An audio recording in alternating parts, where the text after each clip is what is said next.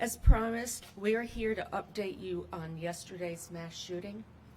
With me are Governor Roy Cooper, Chief of Police Estella Patterson, North Carolina Department of Public Safety Secretary Eddie Buffalo, Raleigh City Manager Marshall Adams-David, Raleigh Fire Chief Herbert Griffin, Raleigh City Parks Director Stephen Bentley, and District Attorney Lauren Freeman.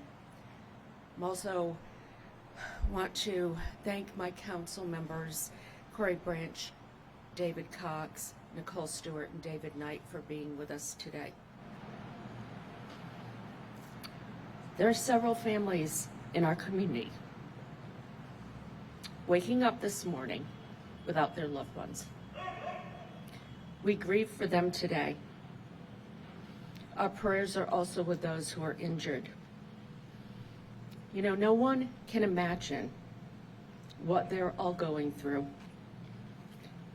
But please know, we as a community stand with you today. We're also grateful for the dedicated public safety and law enforcement officers who acted so bravely. But we have doubled our determination now to end senseless gun violence that is grips on our country and now on our city. I know that brings us all sadness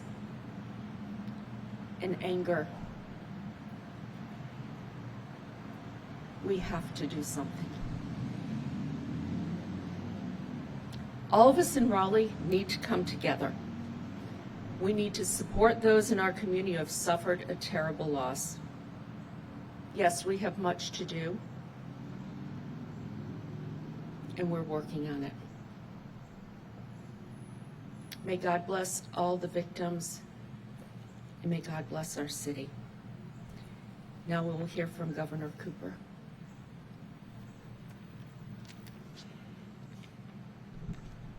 Thank you, Mayor. Thank you, Chief. Thank you, Secretary Buffalo. Thank you to the District Attorney and everybody who is working on this tragic situation. Today, as law enforcement and prosecutors continue their important work, we'll have to make sense of this infuriating and tragic act of gun violence. I woke up this morning in the capital city where I and my family live with a deep sadness for this community and for our entire state. I want to again, as I did last night, thank the swift, coordinated, and courageous law enforcement response. We provided significant state resources to help with this. It was a complex mission in a short amount of time to stop the shooter, and they succeeded. I'm grateful for them every day. You know, North Carolinians want to know that safety is a priority. They want to know that law enforcement will work together at a local, state, and federal level to fight crime, particularly in dangerous moments. That's what I expect as governor, and that's what we saw yesterday. We'll continue to provide support from the state and are willing to do anything that you need us to do. We also must support these victims and their families. The depth of their pain is unimaginable. I saw the faces of Raleigh police officers last night, and their pain was evident. And I know that that's happening all over the city. We're standing with you in this moment of unspeakable agony. Today we're sad, we're angry, and we want to know the answers to all the questions. Those questions will be answered, some today and more over time. But I think we all know the core truth no neighborhood, no parent, no child, no grandparent. No one should feel this fear in their communities. No one. As policymakers, we cannot and we will not turn away from what has happened here. We must be resolved to make changes and to succeed. I want to thank you again to the first responders. May God be with the survivors, the victims, and our entire community after this awful tragedy.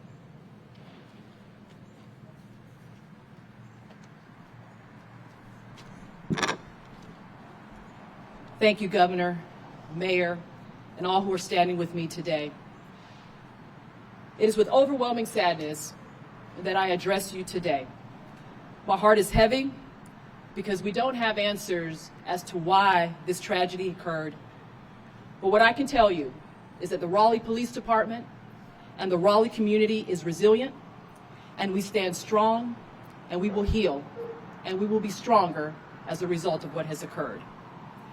As you know, 5 individuals lost their lives, including an off-duty Raleigh Police Department officer. 2 others were injured, including a Raleigh police officer who has been treated and released from the hospital.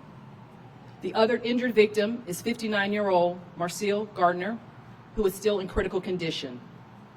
A 15-year-old white male suspect was taken into custody and is in critical condition.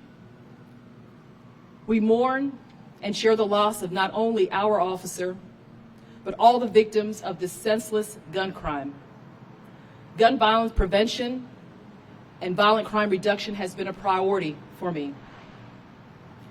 The deceased have been identified as Nicole Connors, 52 years old, Susan Carnitz, 49, Mary Marshall, 35, Raleigh Police Officer Gabriel Torres, 29 years old, and a 16-year-old white male.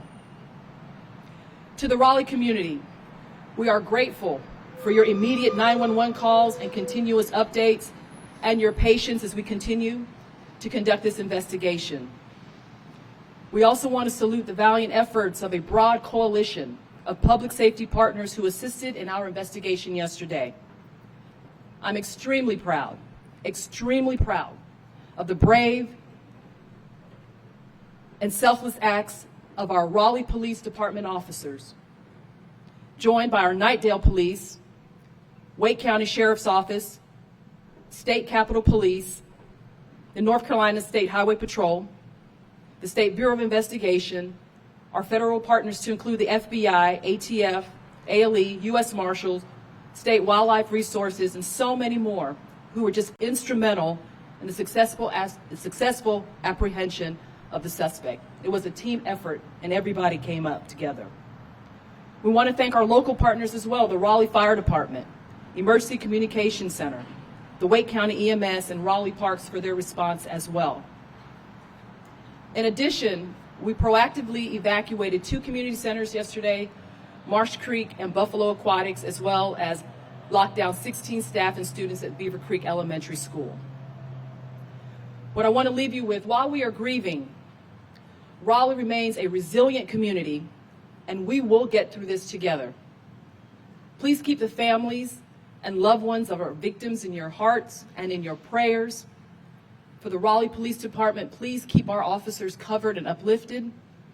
And we also want to keep in prayer the family of the suspect of this tragedy. This investigation is ongoing, and if you have additional information, if anyone has any information concerning it, please notify our Crime Stoppers line at 919-996-1193. We will continue to update you as the investigation continues. At this time, I will take any questions that you may have. Is the 16-year-old who you just said was one of the ones killed, are they related to the suspect shooter? We're unable to share that information this time, but as soon as we have that, we will get that to you. Yes.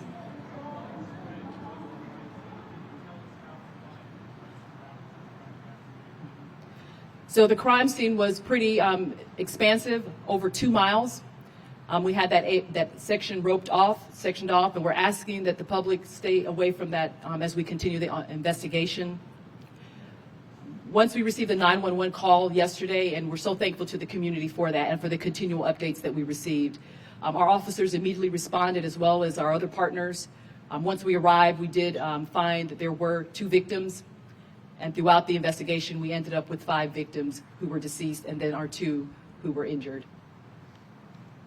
Chief, can you please explain the circumstances as to how this all played out? This is a situation that we prepare for, that our officers are well trained to respond to, and they immediately went into action once we got the call and we started to get more information on what was occurring. I'm so thankful for the quick response, and I'm so thankful that we were able to apprehend the suspect and get him into custody very quickly. As you see, as yesterday we gave you an update and we provided information. It was a long standoff, long situation, but the resolution of it has been successful, and I'm very thankful for that. Are we going to be getting a narrative soon on how this all played out?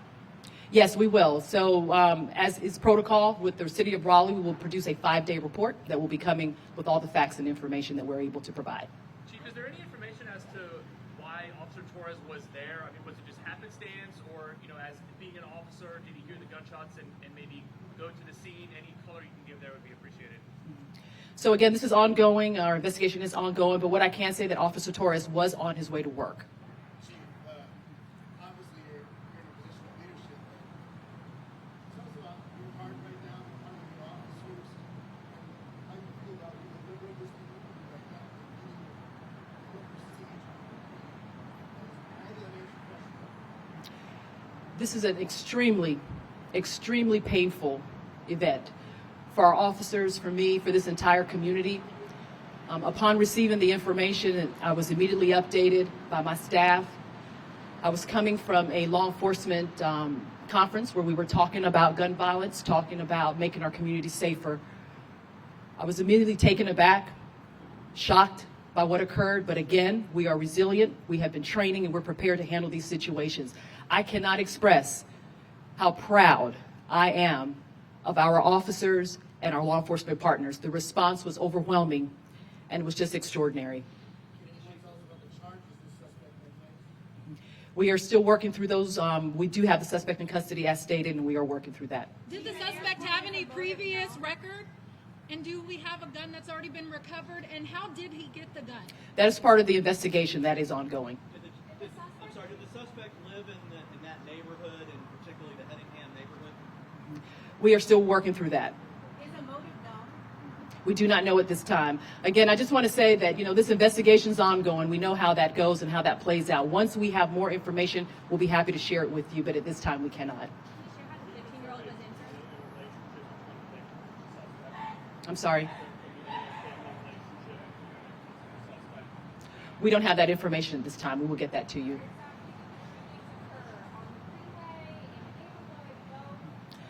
The shootings occurred in the streets, in the neighborhood, and then the suspect fled towards the greenway, and then we had some more victims who were shot in the greenway. That was the last question. Thank you. We appreciate your time. I've got them up for you right here. Okay. So we will update you with information as we get it, but we appreciate you being here. We appreciate you, Chief Patterson. Thank you so much. We ask that you continue to keep the Raleigh Police Department and this community in your prayers. Thank you.